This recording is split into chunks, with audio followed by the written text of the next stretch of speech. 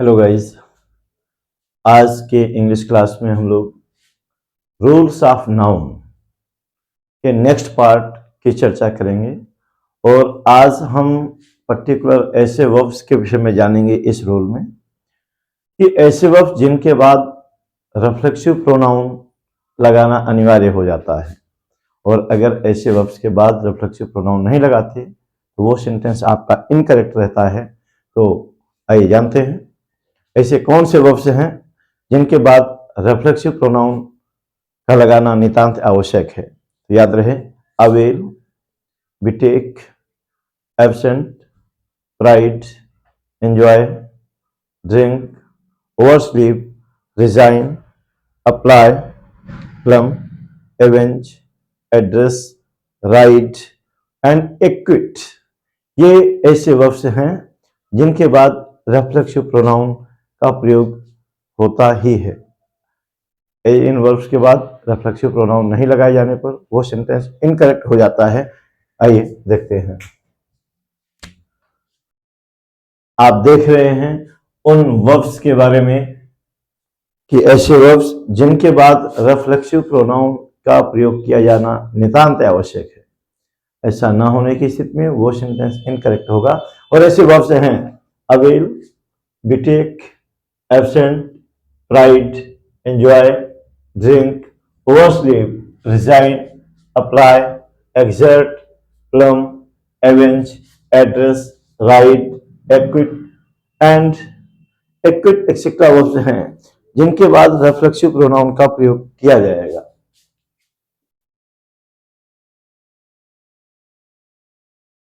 Verbs के पश्चात reflexive pronoun का प्रयोग होता है।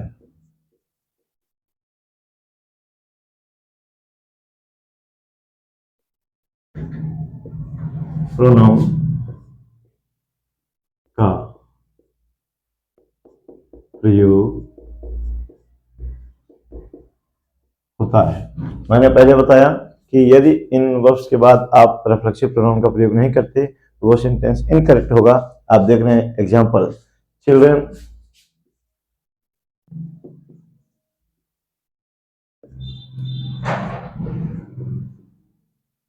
enjoyed holidays. Children enjoyed during the holidays. During the holidays. और एक एग्जांपल है, she availed this opportunity. She availed this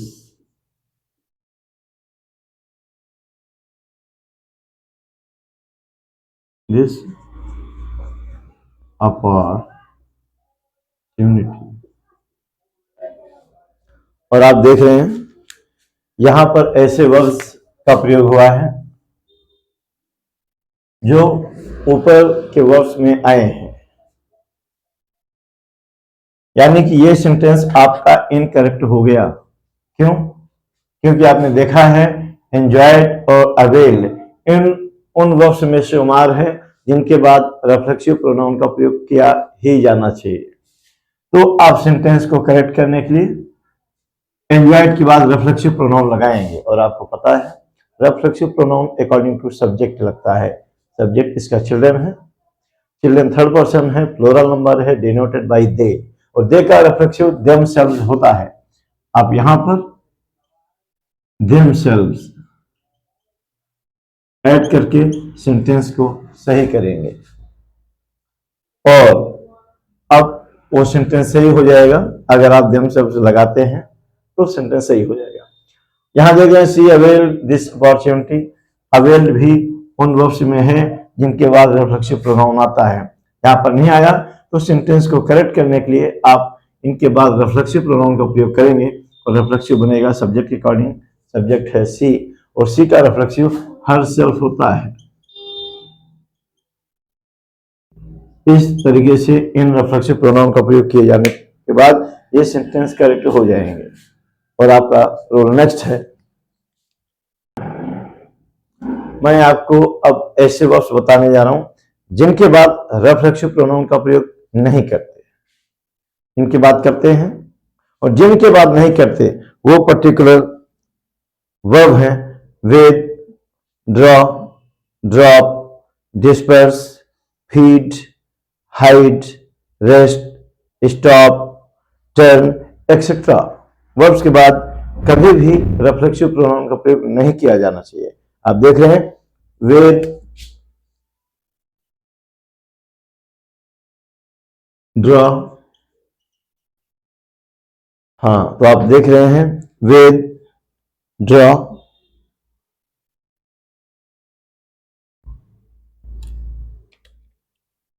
drop, disperse, dispersed, feed, hide, rest, feed, hide, rest, stop, turn, stop, turn. ये ऐसे verbs हैं जिनके बाद रेफ्लेक्सिव pronoun का प्रयोग नहीं करते। बहुत ध्यान से देखिएगा, ऊपर के वर्ब्स में avail, betake, absent, pride, enjoy, drink, oversleep, resign, apply, exert, plume, avenge, address, ride, acquit, इनके साथ रेफ्लेक्सिव प्रोनाउन का प्रयोग करते ही हैं। लेकिन ये अब मैं ऐसे वर्ब्स बता रहा हूं जिनके बाद रेफ्लेक्सिव प्रोनाउन का प्रयोग नहीं किया जाना चाहिए। यहां पर किए जाने पर सेंटेंस इनकरेक्ट हो जाएगा, और उन वर्ब्स में है with, draw, drop, dispersed, feed, hide, rest, stop and turn. ये ऐसे वर्ब्स हैं जिनके बाद किसी भी रिफ्लेक्सिव प्रोनाउन का प्रयोग नहीं किया जाना चाहिए। और अब हम चर्चा करेंगे रिलेटिव प्रोनाउंस। कल हमने जाना था कि रिलेटिव प्रोनाउंस के अंतर्गत विभिन्न प्रकार के वर्ड्स आते हैं, who, whom, whose, which, what, that। लेकिन अब आज जानेंगे कि किस रिलेटिव प्रोनाउन का प्रयोग हम कब करेंगे, किसके साथ करेंगे। तो आपको जानना चाहिए relative pronoun who,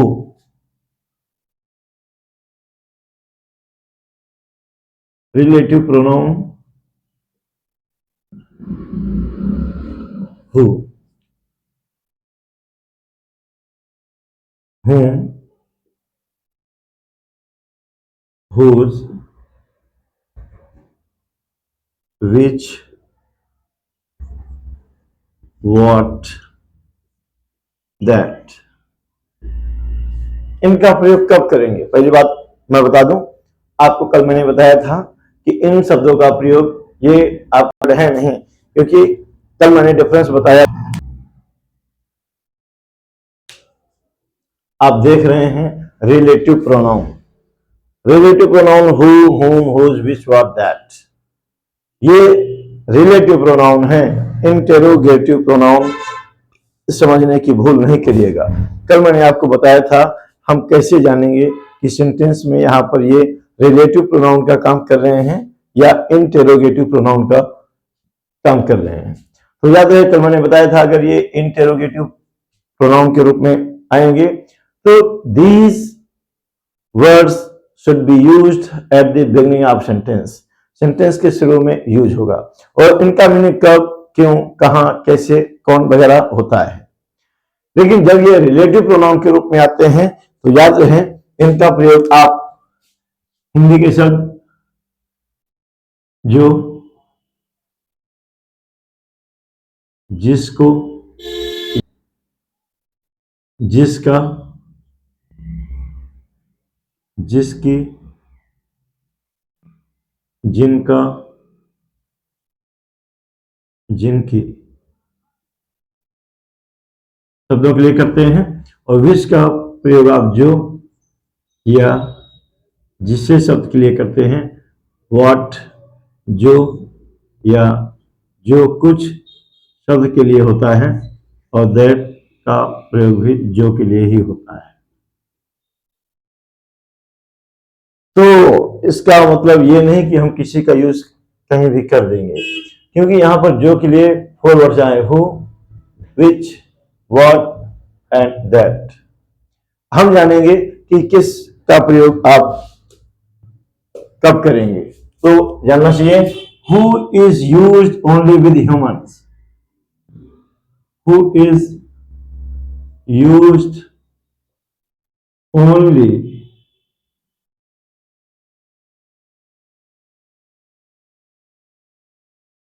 with human. ये हु का प्रयोग मोस्टली ह्यूमंस के लिए होता है। मोस्टली करिए, बेहतर होगा। मोस्टली। एक्सेप्शनल, ये किसी दूसरे सजीव के साथ 10% होता है। मोर देन 90% ये ह्यूमंस के साथ होता है। होम, ये केवल और केवल व्यक्तियों के साथ लगता है। Is used only with humans, इसका प्रयोग हम ह्यूमन के सिवा कहीं नहीं करते हैं। हुज इज यूज्ड, इसका मतलब ये सारे वर्ड्स यहां पर कॉपी हो जाते हैं। यहां पर मैं ऐसे लाइन खींच देता हूं। whom is used with human and non-living thing, non-living things, sorry animals होगा, animal,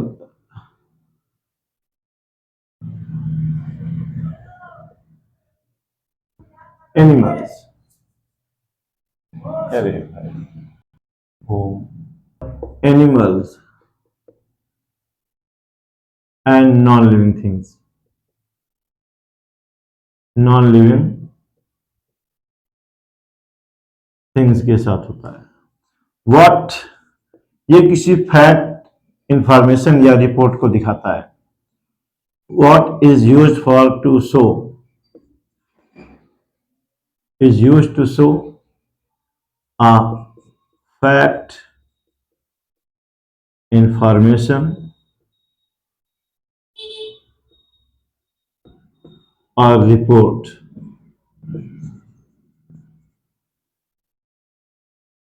that is used for both humans and non-livings।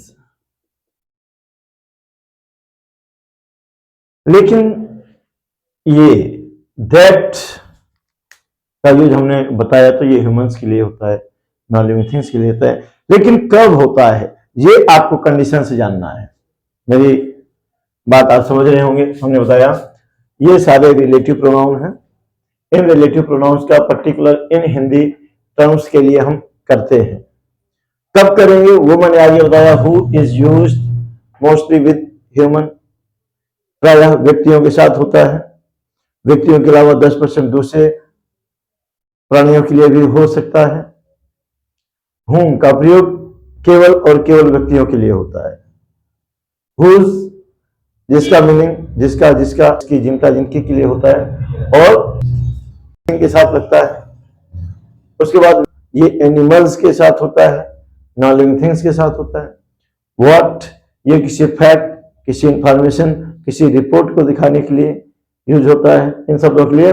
और दैट का यूज आप ह्यूमंस के साथ भी करते हैं और नॉन लिविंग थिंग्स के साथ करते हैं। तो हम जानेंगे पर्टिकुलर हम दैट का प्रयोग कहां कहां और किसके साथ करेंगे। तो आपको बता दूं मैं,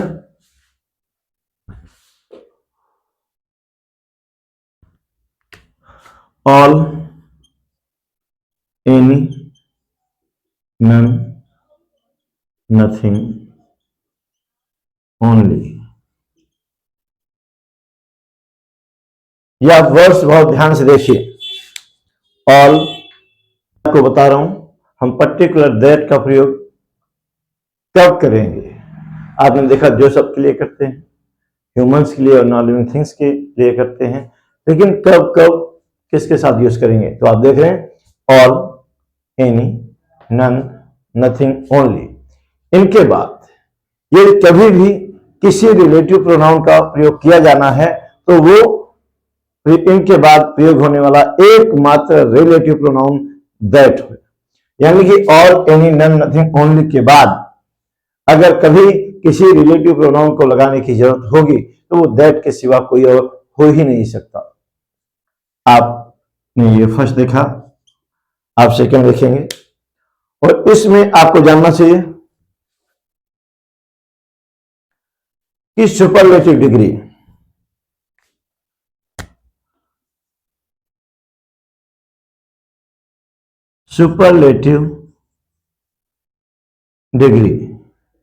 के बाद भी प्रयोग किया जाने वाला एकमात्र रिलेटिव प्रोनाउन दैट ही है।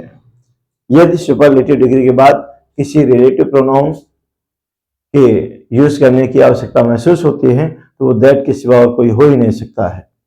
और मैं आपको बता दूं, जब एंटीसीडेंट के रूप में एक व्यक्ति और दूसरा जानवर आए, हमने बताया जब किसी रिलेटिव प्रोनाउन के एंटीसीडेंट के रूप में कोई व्यक्ति हो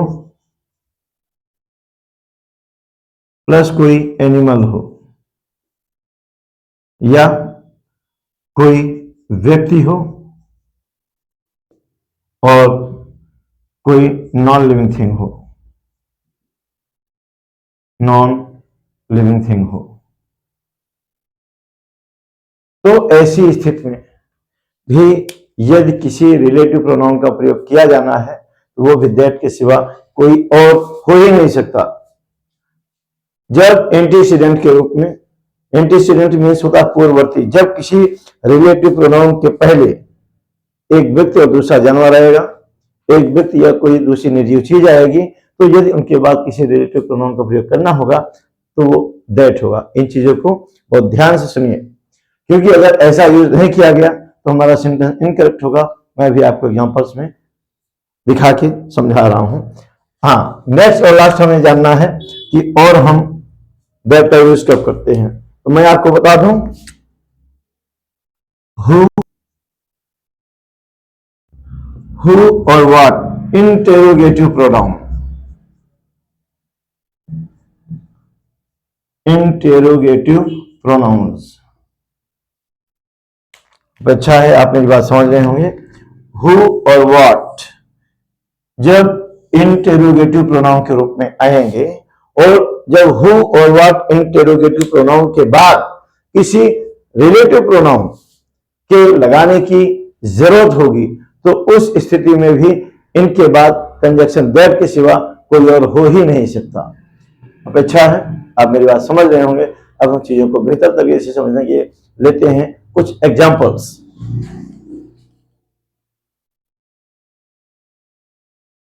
बाद में तो नीचे घूम जाएगा तो ये देखने लगे।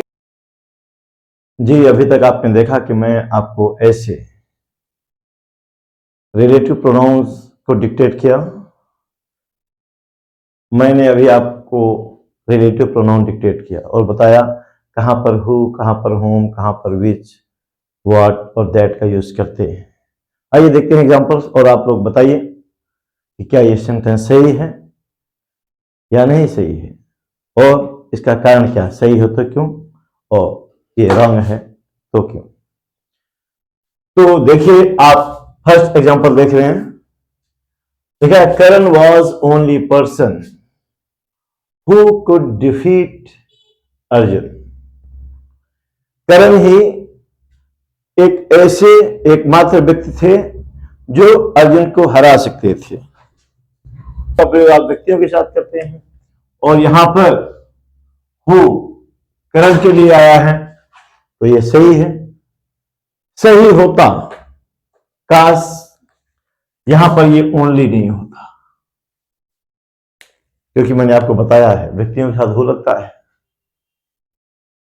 लेकिन ओनली आने के कारण यहां पर हु नहीं हो सकता, क्योंकि अभी आपने जाना है all, any, none, nothing, only के बाद यदि किसी रिलेटिव प्रोनाउन का प्रयोग होना है तो वो रिलेटिव प्रोनाउन दैट के सिवा कोई और हो ही नहीं सकता।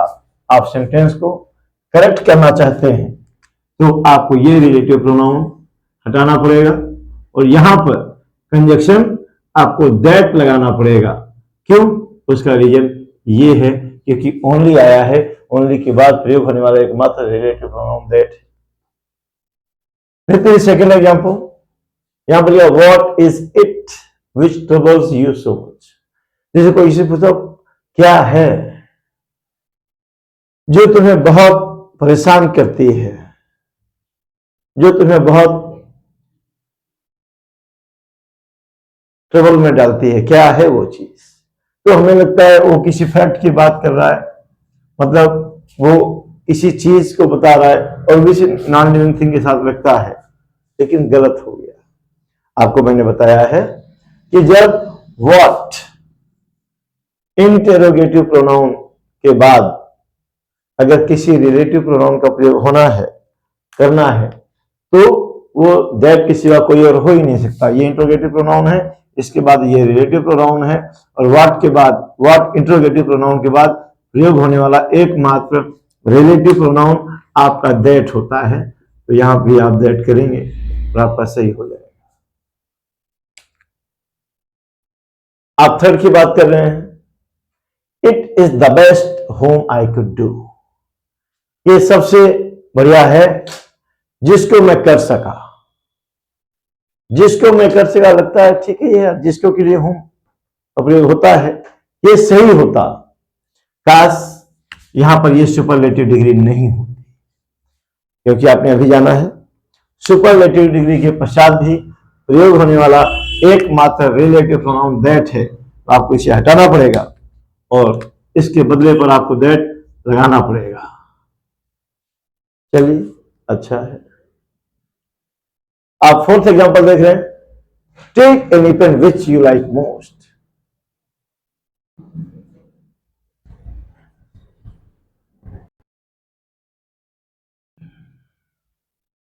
आप देख रहे हैं, फोर्थ एग्जांपल देख रहे हैं, take any pen which you like most. इसका मतलब है कोई भी पेन ले लो जो आपको बहुत पसंद है, ले लो। हमें लगता है विच पेन के लिए आया है, सही है, पेन के लिए आया है। पेन निर्जीव है और निर्जीव के साथ विच लगता है, ये सही है। लेकिन ये यहां पर भी सही नहीं है। क्यों? उसका कारण ये है कि यहां पर आया है एनी, और मैंने अभी आपको बताया है all, any, none, nothing, only के बाद भी प्रयोग होने वाला एकमात्र रिलेटिव प्रोनाउन दैट ही होगा। चलिए देखते हैं।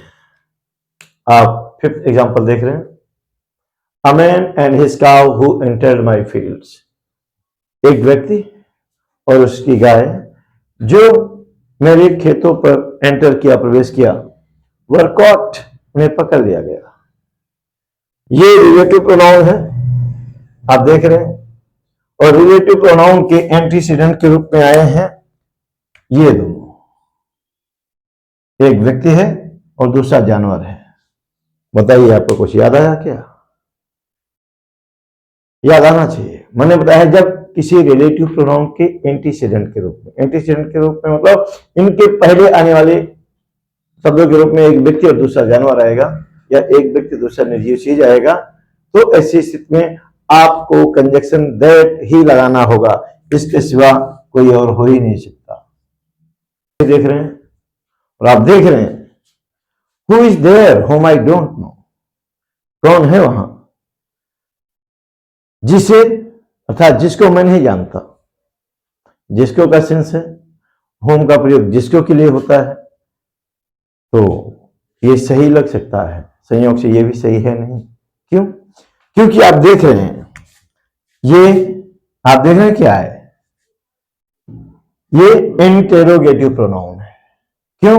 क्योंकि ये हेल्पिंग वर्ब के पहले आया है, सेंटेंस के शुरू में आया है। सेंटेंस के शुरू में आने वाला जो भी डब्ल्यूएच वर्ड है वो इंटेरोगेटिव प्रोनाउन होता है, और आपको बताया गया था हु और व्हाट इंटेरोगेटिव प्रोनाउन के बाद प्रयोग होने वाला एकमात्र रिलेटिव प्रोनाउन दैट होगा। इस तरीके से आपने देखा कि कहां पर आपको किस रिलेटिव प्रोनाउन का प्रयोग करना चाहिए। देखते हैं आपका नेक्स्ट रोल है। जी, मैं आपको नेक्स्ट रोल में बताना चाहूंगा कि सेम और सच, यानी कि मैं बात कर रहा हूं इस सेम की और इस सच की। सेम और सच के बाद यदि किसी रिलेटिव प्रोनाउन के प्रयोग करने की जरूरत हो तो याद रहे सेम और सच के बाद ही प्रयोग होने वाला एकमात्र रिलेटिव प्रोनाउन एज है। जी, तो आप देख रहे हैं सेम और सच के बाद प्रयोग होने वाला एकमात्र रिलेटिव प्रोनाउन एज है। आप सेम और सच के बाद अगर किसी रिलेटिव प्रोनाउन का प्रयोग किया जाना है तो एज के सिवा कोई और हो ही नहीं सकता। आइए लेते हैं एक एग्जाम्पल।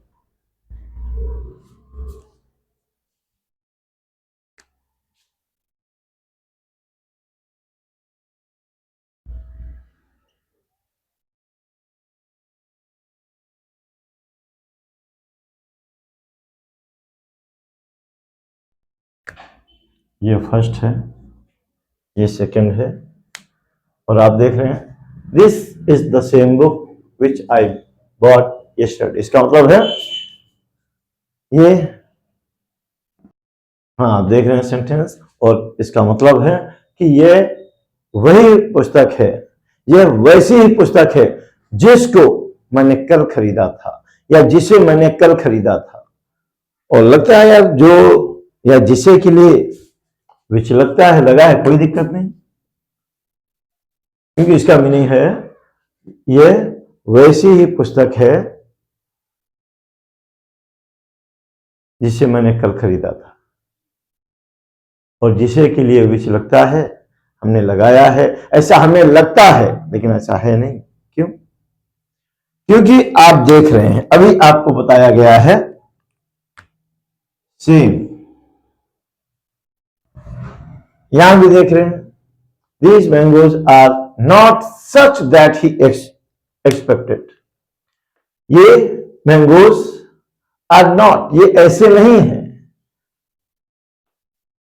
जैसे उसने एक्सपेक्ट किया था, जैसे उम्मीद किया था। ये मैंगोज मीठे होंगे या कैसे होंगे, टेस्ट कैसा होगा। तो ये मैंगोज ऐसे नहीं है कि जैसा उन्होंने एक्सपेक्ट किया था, अपेक्षा रखी थी, जैसी उन्हें आशा थी। और हमें लगता है ये मैंगोज के लिए आया है, और मैंगोज नॉन लिविंग थिंग है, नॉन लिविंग थिंग के साथ भी दैट लगता है। बात तो सही है, लेकिन मैंने अभी आपको क्या बताया था, देखिए ऊपर आपका रोल भी लिखा है और यहां मैंने सर्किल वर्ड भी लिखे। कुछ याद आया? जी, आप देख रहे सेम और सच के बाद प्रयोग होने वाला एकमात्र रिलेटिव प्रोनाउन एज है। आप इन रिलेटिव प्रोनाउन को हटा देंगे और यहां पर अगर आप एज का प्रयोग करेंगे तो ये सेंटेंस सही हो जाएगा। और एज का प्रयोग क्यों करेंगे? आप देख रहे हैं यहां सेम है, यहां सच है, जिसके बाद एज के सिवा कोई और रिलेटिव प्रोनाउन प्रयोग हो ही नहीं सकता। हां, मैं आपको नेक्स्ट रूल में बताना चाहूंगा, इफ पॉसिबल, मतलब अगर पॉसिबल है तो रिलेटिव प्रोनाउन को उसके एंटीसीडेंट के पास रखना चाहिए। मतलब जहां तक संभव हो तो रिलेटिव प्रोनाउन को उस नाउन के पास रखना चाहिए जिसके लिए उसका प्रयोग हुआ है। तो आइए देखते हैं। आप सामने सेंटेंसेस को देख रहे हैं और ये सेंटेंसेस आपको बताने के पहले, दिखाने के पहले मैंने आपको अभी एक रूल बताया है, याद है क्या आपको? मैंने बताया कि जहां तक संभव है, if possible, relative pronoun should be placed by its antecedent। जहां तक संभव है रिलेटिव प्रोनाउन को उनके एंटीसीडेंट के पास रखना चाहिए। एंटीसीडेंट का मतलब होता है पूर्ववर्ती नाउन, उनके पहले आने वाले नाउन, यानी कि जिस नाउन के लिए रिलेटिव प्रोनाउन का प्रयोग हुआ है, अगर संभव है तो रिलेटिव प्रोनाउन को उसी नाउन के करीब रखना चाहिए जिसके लिए उसका प्रयोग हुआ है। आइए देखते हैं एग्जांपल। आप देख रहे हैं एग्जांपल नंबर फर्स्ट, इसमें लिखा I like kids poetry who was a great poet. मुझे किड्स की पोएट्री पसंद है जो महान पोएट थे। ये जो फ्रेज है रिलेटिव प्रोनाउन सहित, ये किसके लिए आया है? ये किसके लिए आया है? ये किड्स के लिए आया है। तो हम कुछ ऐसा करें, ये पूरा फ्रेज जिसके लिए आया है उसके करीब आ जाए। तो बताइए कैसे रखेंगे? आप यहां पर देख रहे होंगे अपास्ट्रोफी एस, ये अपास्ट्रोफी सिंबल है। और मैंने आपको रूल्स ऑफ नाउन के थर्ड पार्ट में रूल्स ऑफ पजेसिव केस में मैंने बताया होगा, ऐसे नाउन्स जिनके लास्ट में सी ई या एस आता है, वहां पर अपास्ट्रोफी एस का सेंस देने के लिए केवल अपास्ट्रोफी सिंबल लगाते हैं, एस नहीं। तो किड्स पोएट्री मतलब किड्स की पोएट्री मुझे पसंद है जो महान पोएट थे। तो इसे हम किड्स के बगल में ला कैसे सकते हैं?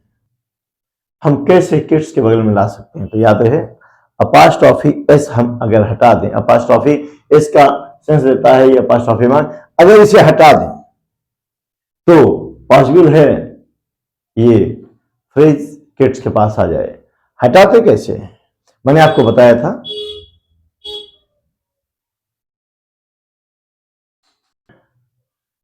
बताया था कि अपास्ट्रोफी एस का जो मीनिंग होता है वह मीनिंग ऑफ का होता है, यानी कि अपास्ट्रोफी एस हो या ऑफ हो, इन दोनों ही शब्दों का प्रयोग का, के, की शब्दों के लिए करते हैं।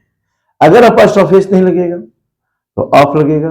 और मैंने बताया था ये दोनों अपोजिट नेचर के हैं, ये दोनों एक दूसरे के बैक साइड से लगते हैं। तो अगर हम सेंटेंस को सही करना चाहते हैं हो जाएगा आई लाइक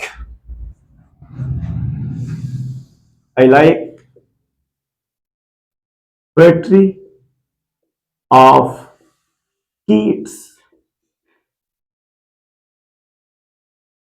अब देखिए ये हु किड्स के लिए आया है और ये बिल्कुल इसके करीब आ गया।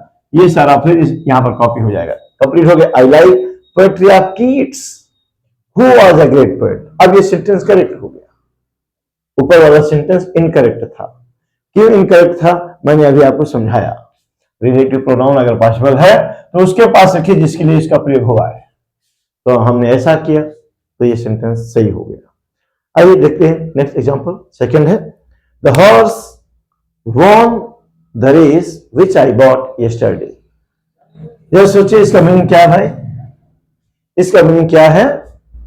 हाँ, वो घोड़ा रेस जीत गया जिसको या जिसे मैंने कल खरीदा। यानी कि ये जो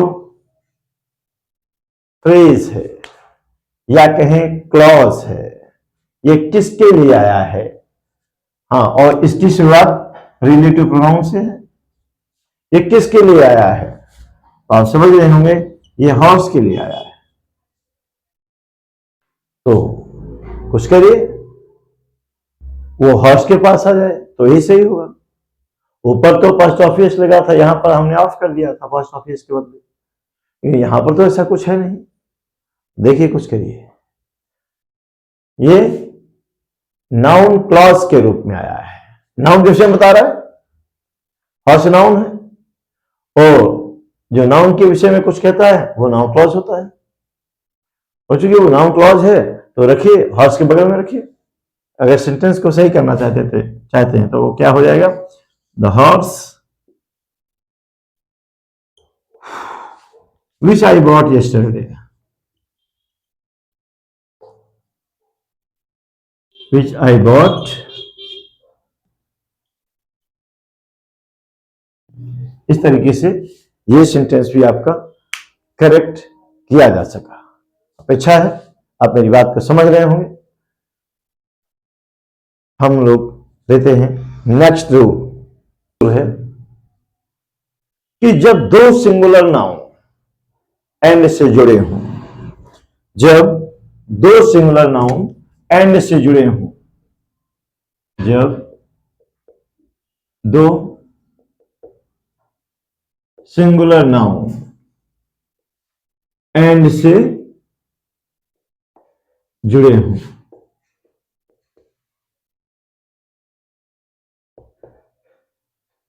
याद रहे जब दो सिंगुलर नाउन एंड से जुड़ जाएगा तो प्लूरल हो जाता है, क्योंकि इंग्लिश में एक फंडा है, चीज एक है तो सिंगुलर है।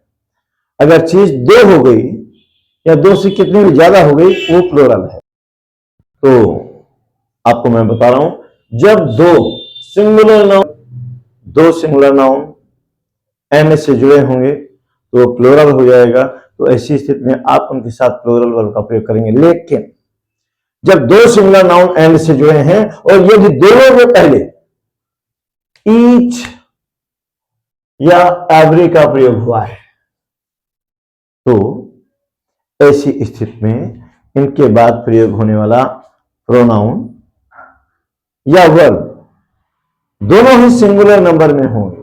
और ध्यान से सुनिए, जनरली जब दो नाउन एंड से जुड़ जाता है तो प्लूरल हो जाता है, लेकिन जब दोनों नाउन्स के पूर्व आपका ईच या एवरी शब्द आएगा तो वो सिंगुलर ही बना रहता है, भले वो एंड से जुड़ा है, क्योंकि वो रियल सेंस अपना सिंगुलर का रखता है। तो उस सिंगुलर नाउन के बाद प्रयोग होने वाला वर्ब हो चाहे एडजेक्टिव हो, दोनों ही सिंगुलर होगा। तो इनके बाद प्रयोग होने वाला वर्ब या प्रोनाउन सिंगुलर होगा। बहुत ध्यान से सुनिए और देखते हैं एग्जाम्पल। जी आप देखिए मैंने सेंटेंस क्या लिखा है। ये सिंगुलर नाउन है, ये भी सिंगुलर नाउन है और ये दोनों एंड से जुड़े हैं। और जब दो सिंगुलर नाउन एंड से जुड़ जाता है तो उसके बाद प्लूरल वर्ब और प्लूरल प्रोनाउन लगता है। लेकिन मैंने रूल ये बताया है, जब दो सिंगुलर नाउन एंड से जुड़े हों और दोनों के पहले अगर दोनों के पहले ईच या एवरी का प्रयोग हुआ हो तो उसके बाद प्रयोग होने वाला वर्ब या प्रोनाउन दोनों ही सिंगुलर हो जाते हैं। यानी कि अब दोनों के पहले ईच आ जाने पर यह सिंगुलर सेंस रखता है और सिंगुलर सेंस रखता है तो ये हमारा सेंटेंस इनकरेक्ट हो गया। करेक्ट करने के लिए आप ये वर्ब है इसके साथ सिंगुलर लगाएंगे और यहां पर जो प्रोनाउन है वो भी सिंगुलर होगा। आप हर लगा देंगे क्योंकि प्रोनाउन नजदीक वाले के अकॉर्डिंग लगा करता है। हाँ, मैंने लास्ट लेक्चर में आपको बताया था ईच और एवरी के प्रयोग के विषय में। मैंने बताया था ईच एक लिमिटेड नंबर के लिए लगता है जबकि एवरी अनलिमिटेड के लिए लगता है। लिमिटेड बॉयज या गर्ल्स के लिए ये कहा गया होगा, क्लास के, स्कूल के, कहीं के, इसलिए ईच लगा। अनलिमिटेड के लिए एवरी लगता है। मैंने ये बात आपको कल बताई थी। अब हम डिस्कशन करेंगे ऐसे दो सिंगुलर नाउन्स पर जो ईदर और, नीदर नॉर या और से जुड़े हों। यानी कि जब दो सिंगुलर नाउन ईदर और,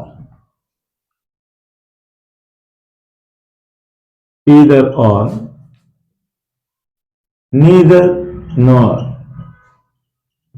या और से जुड़े होंगे। तो आपने देखा जब दो सिंगुलर नाउन ईदर और, नीदर नॉर या और से जुड़े हों तो याद रहे तो भी इनके बाद प्रयोग होने वाला वर्ब हो और नीदर नॉर या और से जुड़े हों तो इनके बाद प्रयोग होने वाला वर्ब हो या एडजेक्टिव हो, ऐसी स्थिति में सिंगुलर फॉर्म में ही यूज होगा। सिंगुलर वर्ब होगा, सिंगुलर प्रोनाउन होगा।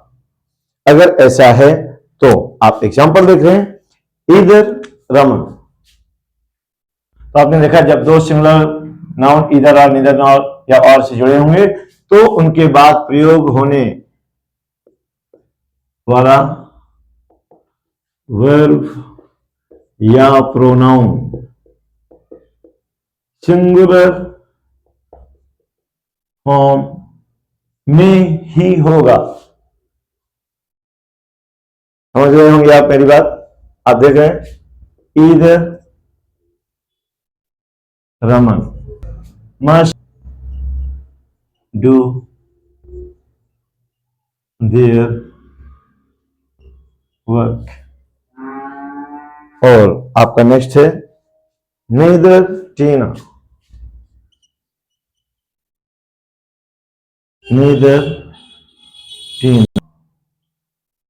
nor Reena were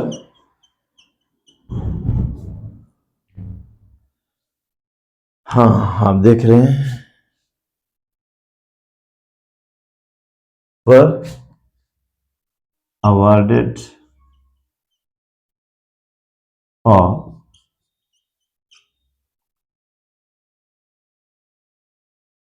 their work। आपने देखा ये दोनों सिंगुलर नाउन है, नमन और रमन। ये इधर और से कनेक्टेड है। नीचे टीना भी सिंगुलर है और रीना भी सिंगुलर है और ये नीदर नॉर से कनेक्टेड है। और आपको यही बताया गया है जब दो सिंगुलर नाउन इधर और नीदर नॉर या और से जुड़े हों तो उनके बाद प्रयोग होने वाला वर्ब या प्रोनाउन सिंगुलर नंबर में ही यूज होगा। मस्ट तो किसी के साथ भी लगता है, लेकिन यहां प्रोनाउन की प्रॉब्लम है क्योंकि सिंगुलर होगा तो रमन या नमन के अकॉर्डिंग बनेगा।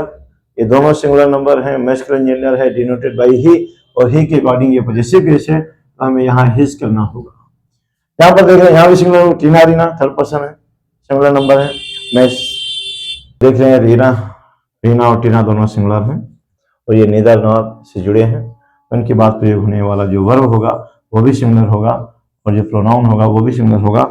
यानी कि यहाँ पर वाज होना चाहिए और यहाँ पर क्या होगा, हर होगा, क्योंकि ये रीना और टीना थर्ड पर्सन है, सिंगुलर नंबर है, मैस्कुलिन जेंडर है, फेमिनिन जेंडर है। सी से डिनोट होता है क्योंकि ये पॉजेसिव केस है, इसलिए हमने रीना या टीना का के प्रोनाउन का पॉजेसिव केस बनाया। सी का हर होता है और इस तरीके से ये सेंटेंस आपका सही किया जा सका है। ऐसा ही होना चाहिए था। आपने रूल में यही देखा है। आपका नेक्स्ट रूल है जी, आप देखिए ये दोनों नेक्स्ट रूल के एग्जांपल्स हैं। मैंने अभी बताया नहीं, मैं बताऊं कि उसके पहले जरा गेस करिए ये सेंटेंस सही है या नहीं। अगर प्रॉब्लम है तो प्रॉब्लम कहां पर है, और ऐसा जानने के लिए ये सेंटेंस सही है या नहीं, प्रॉब्लम है और है तो कहां पर है, इसके लिए मेरे रूल को बहुत ध्यान से सुनिए। क्योंकि जब तक हम फैक्टर्स क्योंकि जब तक हम रूल के फैक्ट्स नहीं जानेंगे हम कैसे कह सकते हैं वो सेंटेंस करेक्ट है या इनकरेक्ट है। जी, तो आप फैक्ट बहुत ध्यान से सुने और आपका फैक्ट ये है, याद है जब अभी तक मैंने बताया जब दो सिंगुलर नाउन इधर और या नीदर नॉर से जुड़े हों, लेकिन अब मैं बता रहा हूं जब एक प्लूरल नाउन और एक सिंगुलर नाउन इधर और नीदर नॉर या और से जुड़े हों। ये देखिए, ये प्लूरल नाउन है, ये सिंगुलर नाउन है, यहां भी ये प्लूरल नाउन है और ये सिंगुलर नाउन है। तो जब एक प्लूरल नाउन और एक सिंगुलर नाउन ये इधर और या नीदर नॉर से जुड़े हों तो याद रहे प्लूरल नाउन का प्रयोग हमेशा सिंगुलर नाउन के बाद करते हैं। और ध्यान सुनिए, प्लूरल नाउन का प्रयोग हमेशा सिंगुलर नाउन के बाद करते हैं। यानी कि पहले क्या आएगा, पहले आएगा सिंगुलर नाउन और फिर आएगा प्लूरल नाउन। आइए पहले ऐसा करते हैं, उसके बाद फिर देखते हैं। यानी कि हो जाएगा इधर प्रभास और माय फ्रेंड्स, और यहां भी हो जाएगा neither Aditi nor her sisters. तो चलिए, अभी हमने जाना था कि जब एक प्लूरल नाउन और एक नाउन, अभी हमने जाना था कि जब एक प्लूरल नाउन और एक सिंगुलर नाउन इधर और नीदर नॉर या और से जुड़े, प्लूरल नाउन को हमेशा सिंगुलर नाउन के बाद में प्रयोग करना चाहिए। यानी पहले सिंगुलर नाउन आता है, बाद में प्लूरल नाउन आता है। तो हमने ऐसा तो यहां पर कर लिया है और आप यहां देख भी सकते हैं, ऐसा हमने कर लिया है। लेकिन अब हमें जानना है कि इसके बाद जो भी प्रोनाउन यूज होगा, जो भी वर्ब यूज होगा, वो अपने नजदीकी या नाउन के अकॉर्डिंग यूज होते हैं। अपने, मैंने बताया, प्रयोग होने वाला वर्ब हो या प्रोनाउन हो, अपने नजदीकी नाउन के अकॉर्डिंग यूज होते हैं। अब देखिए, माय फ्रेंड है इसके नजदीक है, या प्रभास माय फ्रेंड, तो अब यहां पर जो वर्ब है वो माय फ्रेंड्स के अकॉर्डिंग लगेगा। ये प्लूरल है, यानी कि यहां पर लगेगा हैव डन, और ये इसको भी, इसकी जगह हम दियर का यूज करेंगे। दियर कंप्लीट हो जाएगा, ईदर प्रभास और my friends have done their work. मेरी बात आप समझ रहे होंगे। चलिए, हम यहां भी करेक्शन कर लिया है, नीदर अदिति नॉर सिस्टर्स। अब इसके बाद जो वर्ब है और जो प्रोनाउन है वो भी अपने नजदीक वाली के अकॉर्डिंग लगते हैं। अब नजदीक में प्लूरल नाउन है, तो कुछ तो भाई किसी के साथ भी चलता है। ये मॉडल है, मॉडल सिंगुलर और प्लूरल का डिफरेंस नहीं मानता, ये तो चलेगा, कोई बात नहीं, कुछ में यूज नहीं कर, कुछ भी कोई डिफरेंस नहीं है, तो कुछ तो रहेगा। लेकिन यहाँ प्रोनाउन देखिए, प्रोनाउन में अंतर है। प्रोनाउन यहाँ पर दियर है या हर है, यहाँ पर ऑप्शन दिया था कि यहाँ पर हर करेंगे या दियर करेंगे, तो आप समझ गए होंगे। तो क्योंकि प्रोनाउन अपने नजदीक वाले नाउन के अकॉर्डिंग लगता है, तो नजदीक में सिस्टर्स है तो प्लूरल होगा प्रोनाउन, यानी कि ये प्लूरल है, यही होगा, और इसका यूज नहीं करेंगे। किसी सेंटेंस से सही हो गए।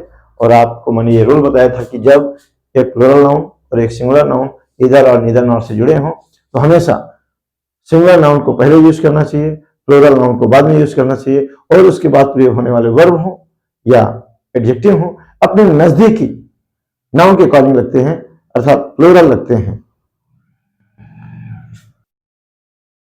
बेहद यूनिक इंपॉर्टेंट ये फैक्टर्स हैं वन डे एग्जाम के लिए व किसी भी एग्जाम के लिए। इन रूल्स के बिना ना तो हम प्रॉपरली इंग्लिश को करेक्ट तरीके से लिखना जान सकते हैं, ना ही बोलना और ना ही समझना। आपको ये बेहद इजी वे पर ये इंपॉर्टेंट फैक्टर्स पहुंचाए जा रहे हैं और आपको लगता है ये बेहद यूजफुल है, तो आप चैनल को सब्सक्राइब करें ताकि हम ऐसे यूजफुल वीडियोज आप तक भेजते रहें। सब्सक्राइब करिए और हाँ, कमेंट करके बताएं ये जो हम मैटर दे रहे हैं ये आपको कैसा लगा। Thank you.